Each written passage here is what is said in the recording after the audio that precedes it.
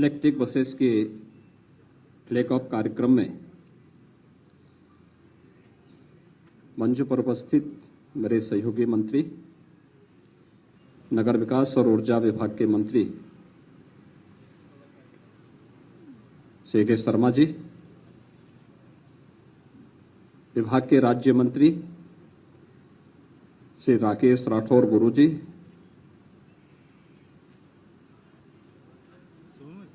अपर मुख्य सचिव सूचना श्री नवनीत सहगल जी, प्रमुख सचिव नगर विकास श्री अमृत अभिजात जी, प्रमुख सचिव मुख्यमंत्री श्री संजय प्रसाद जी, आयुक्त लखनऊ, आयुक्त कानपुर समेत सभी हमारे वरिष्ठ प्रशासनिक अधिकारीगण और आज के इस कार्यक्रम में उपस्थित नगर विकास से जुड़े हुए सभी अधिकारीगण और उपस्थित भाइयों बहनों, नगरीय क्षेत्रों में पब्लिक ट्रांसपोर्ट की प्रदूषण से मुक्त, वायु प्रदूषण हो या ध्वनि प्रदूषण हो, इससे मुक्त परिवहन सेवा ये समय की मांग है और आदरणीय प्रधानमंत्री जी के मार्गदर्शन में तेजी के साथ उत्तर प्रदेश के अंदर बेहतरीन पब्लिक ट्रांसपोर्ट की जो सुविधा उपलब्ध करवाने में हमें सफलता प्राप्त हुई है। आज उसी की एक श्रृंखला की एक नई कड़ी, आज जहां पर इन इलेक्ट्रिक बसेज को प्रदेश के दो सबसे बड़े महानगरों लखनऊ और कानपुर के लिए इस सेवा का शुभारंभ हो रहा है। मैं इस अवसर पर दोनों नगर निकायों से जुड़े हुए सभी माननीय जनप्रतिनिधियों को और वहां की जनता जनार्दन को भी हृदय से अभिनंदन करते हुए उन्हें बधाई देता हूं। मैं धन्यवाद देता हूं नगर विकास को कि पिछले 5 वर्ष के अंदर प्रदेश में नगरीय सुविधाओं को आदरणीय प्रधानमंत्री जी की मंशा के अनुरूप बेहतरीन तरीके से आगे बढ़ाने का कार्य हुआ है। देश के अंदर जिन 100 सिटी को स्मार्ट सिटी के रूप में विकसित किया जा रहा है, उनमें से 10 उत्तर प्रदेश के अंदर हैं और उन 10 में भी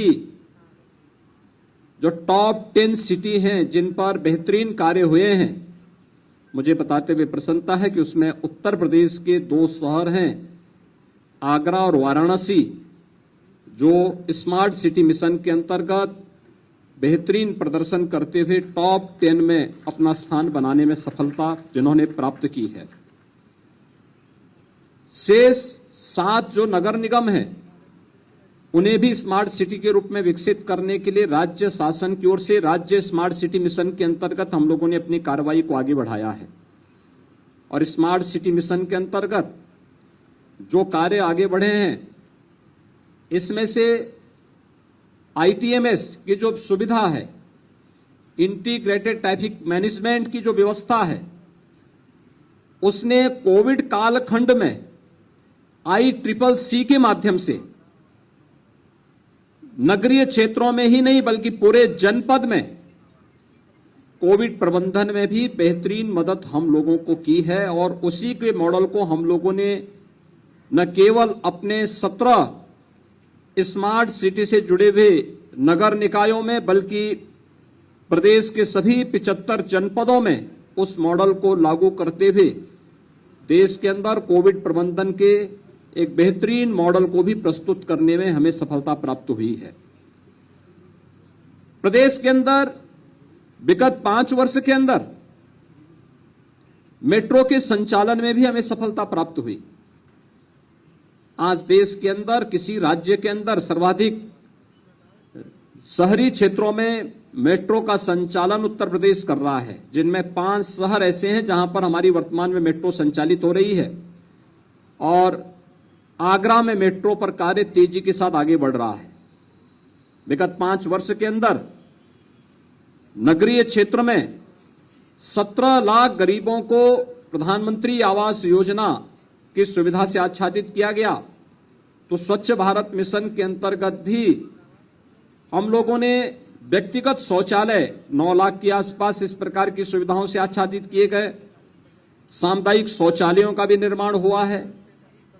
आज हम लोग जब देखते हैं, कोई भी जब लखनऊ में आता है, कानपुर में जाता है या उत्तर प्रदेश के किसी भी अन्य शहर में, सबसे पौराणिक जो सिटी है हमारी वाराणसी जाता है, तो एक बात जरूर बोलता है कि सिटी बहुत सुंदर है, साफ सुथरी है। सुंदरता का मानक स्वच्छता से होता है, और स्वच्छता है तो लोग उसके बारे में चर्चा भी करते हैं, और उस चर्चा का हिस्सा आज उत्तर प्रदेश बना है। प्रधानमंत्री जी का विजन था स्वच्छ भारत मिशन। जब 2 अक्टूबर 2014 को प्रारंभ हुआ था, तो स्वच्छ भारत मिशन के अंतर्गत हम लोग प्रदेश के अंदर भी उस लक्ष्य को प्राप्त कर सकें, यह एक दूर की कौड़ी थी, लेकिन आज ये सपना साकार हुआ है। प्रदेश के नगर निकाय भी स्वच्छ दिखाई दे रहे हैं। इस स्वच्छता का और शुद्ध पेयजल की आपूर्ति का और बुनियादी सुविधाओं की बेहतरीन उपलब्धता के लिए जो प्रयास हुए हैं, इसने तमाम जो वेक्टर बॉर्न डिजीज थे उनको भी नियंत्रण करने में सफलता प्राप्त की है। प्रदेश के अंदर पर्यटन की सुविधाओं को आगे बढ़ाने में हमें मदद मिली है, और इसीलिए मैं देख रहा था, मैं पिछले दिनों मुझे गोरखपुर में भी इलेक्ट्रिक बसेस को शुभारंभ करने का अवसर प्राप्त हुआ था। मैं जब अगले विजिट में गया तो मैंने पूछा वहां पे पब्लिक से, मैंने पूछा, मैंने कहा इलेक्ट्रिक बसेस चल रही, कैसे लग रहा है? उन्होंने कहा सब और भी लगते, और अलग अलग जगहों से मेरे सामने इस बात की डिमांड होने लग गई कि हमें हमारे शहर को भी, हमारे कस्बे को भी, या जो गोरखपुर सिटी के अंदर इलेक्ट्रिक बसेस चल रही हैं, इसके दायरे को थोड़ा बढ़ा देते। यानी इतनी मांग थी और पूरी भर करके जा रही है। मैंने नगर निकाय के साथ वहां बैठक की, मैंने उनसे पूछा, मैंने कहा भी ये जो इलेक्ट्रिक बसेस चल रही हैं, क्या इनसे आपका खर्चा निकल पा रहा है? उन्होंने कहा हाँ, बहुत बेहतरीन तरीके से आगे बढ़ रही हैं और लोगों की बड़ी डिमांड है। जिस भी रूट पर मैं गया, इलेक्ट्रिक बसेस की वहां की सुविधा की सबने सराहना की है।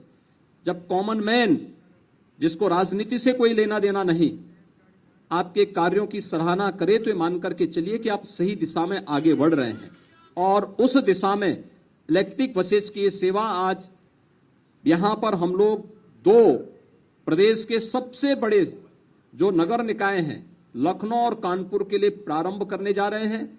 यद्यपि दोनों सिटी मेट्रो से भी जुड़ी हुई है, लेकिन मेट्रो की आधार बनेगी इलेक्ट्रिक बस सेवा। इसमें मेट्रो के विस्तार करने में भी प्रत्येक जो यात्री है, प्रत्येक नागरिक को वायु और ध्वनि प्रदूषण से मुक्त पब्लिक ट्रांसपोर्ट की एक बेहतरीन सुविधा उपलब्ध कराने में हमें इसके माध्यम से सफलता प्राप्त होती है। और मैंने इसलिए नगर निकाय से, नगर विकास विभाग से इस बात का आग्रह किया था। मुझे याद है अभी 10 दिन पहले मेरे पास दक्षिण भारत से एक सज्जन आए थे मिलने के लिए। वे मेरे पास आए तो बातचीत चल रही थी। उन्होंने कहा कि यहाँ पे नैमिषारण्य कहाँ पड़ता है? मैंने कहा नैमिषारण्य से आपका क्या मतलब है? क्योंकि जब वो अतिथि यहाँ आए थे तो मैंने उनको यहाँ पे नैमिषारण्य अतिथि गृह में ठहराया था, तो मैंने कहा हो सकता है नैमिषारण्य अतिथि गृह में ठहराए हैं इसलिए बोल रहे होंगे। तो उन्होंने मुझसे पूछा, उन्होंने कहा ये नैमिषारण्य कहाँ है? मैंने कहा यहाँ से 70 किलोमीटर की दूरी पर। तो मैंने कहा आपका पूछने का उद्देश्य क्या है? उन्होंने कहा कि हमारी जो फ्लाइट आई है वहां से, उसमें से आधे से अधिक जो पैसेंजर थे वे नैमिषारण्य जाने वाले थे। तो आखिर नैमिषारण्य का महात्म क्या है? मैंने कहा नैमिषारण्य भारत की वैदिक और पौराणिक ज्ञान की आधार भूमि है। ये जितना भी लिपिबद्ध हुआ है, श्रवण परंपरा से उसको लिपिबद्ध करने का जो श्रेय जाता है वो नैमिषारण्य को जाता है। यानी हम लोग यहीं पे हैं। मैं लखनऊ के बहुत सारे लोगों से पूछा उसके बाद कि वे नैमिषारण्य के बारे में जानते हैं? उन्होंने कहा नहीं। मैंने कहा कभी गए? कहा नहीं। मैंने कहा देखो दक्षिण भारत से लोग आते हैं, बड़ी श्रद्धा भाव के साथ नैमिषारण्य का दर्शन करते हैं, और वहां पर हम लोग उसको उस रूप में विकसित आज तक नहीं कर पाए। हजारों वर्ष पहले ये कार्य नैमिषारण्य में हुआ होगा। लेकिन हम लोगों ने उस सुविधा को जो वहां पे मिलनी चाहिए थी, जिसका वो हकदार था, हमें अपनी धरोहर के संरक्षण की हम बात करते हैं, और जहां से इस धरोहर को संरक्षित करने का बीड़ा हजारों वर्ष पहले उठाया गया था, वहां पर हमने उस धरोहर को संरक्षित करने के साथ ही उसके पर्यटन विकास की संभावनाओं को आगे बढ़ाने के लिए क्या किया। इस पर आज जहां पर्यटन और संस्कृति विभाग इस पर कार्य कर रहा है, वहीं मैंने नगर विकास विभाग से इस बारे में आग्रह किया कि इलेक्ट्रिक बसेज की कुछ सेवा लखनऊ से नियमित सारण्य के लिए भी प्रारंभ करने की तैयारी हो, और उसके लिए हो सकता है कुछ समय लगे, क्योंकि वहां पे चार्जिंग स्टेशन बनाने पड़ेंगे, अन्य सुविधाएं देनी पड़ेंगी। तब तक हमारी वैकल्पिक व्यवस्था क्या हो सकती है, एक इस पर ध्यान देना। दूसरा, नियमित सारण्य को हम लोग बेहतरीन सुविधाओं से युक्त एक ऐसे स्थल के रूप में विकसित करें जो प्रत्येक भारतवासी को उस धरोहर के प्रति एक आत्मीयता का भाव प्रत्येक भारतवासी के मन में जागृत कर सके। क्योंकि ये जो वैदिक ज्ञान है, यह भारत का वह ज्ञान है, भारत की एक ऐसी धरोहर है जो विश्व कल्याण का मार्ग प्रशस्त करता है, मानवता के कल्याण का मार्ग प्रशस्त करता है, प्रत्येक जीव के कल्याण के मार्ग प्रशस्त करता है, ब्रह्मांड के कल्याण का मार्ग प्रशस्त करता है। तो आखिर उस धरोहर को संरक्षित करने के लिए हमें जो प्रयास होने चाहिए, उस दिशा में आज नगर विकास विभाग के द्वारा यह प्रयास प्रारंभ हो रहा है कि इलेक्ट्रिक बसेज जो आज प्रारंभ होंगी, उनमें से कुछ हम लोग प्रारंभिक रूप में नियमित सारण्य तक संचालन करने की भी एक वैकल्पिक व्यवस्था इसके माध्यम से देंगे। और साथ साथ लखनऊ से पहले चरण में बहुत शीघ्र हम लोग यहां पर हेलीकॉप्टर की सुविधा भी यहां से नियमित सारण्य के लिए उपलब्ध करवाएंगे।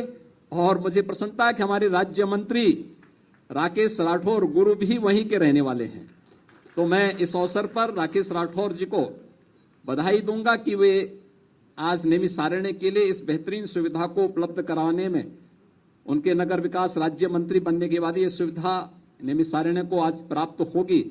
इस अवसर पर मैं एक बार फिर से नगर विकास को, जो प्रदेश की अर्थव्यवस्था को परिवर्तित करने में एक बड़ी भूमिका का निर्वहन कर सकता है।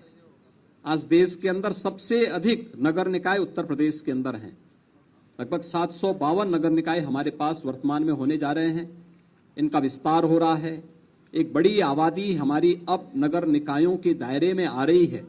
उनको उस प्रकार की बेहतरीन सुविधाएं उपलब्ध कराने के लिए हर घर नल की जल जीवन मिशन की योजना को अमृत 2 के अंतर्गत अन्य प्रत्येक नागरिक को शुद्ध पेयजल की आपूर्ति से जोड़ने के लिए भी जो कार्यक्रम चल रहे हैं, वह अत्यंत सराहनीय प्रयास है। और मुझे विश्वास है कि नगर विकास विभाग प्रत्येक नागरिक को, नगरीय क्षेत्र में रहने वाले प्रत्येक नागरिक को उन सभी बुनियादी सुविधाओं से आच्छादित करेगा जिसका वह हकदार होता है। और हम लोग अपनी बेहतरीन सेवा के माध्यम से आम जन के विश्वास को अर्जित करने में सफल होंगे। इस पूरे अभियान के प्रति मेरी शुभकामनाएं। धन्यवाद। जय हिंद।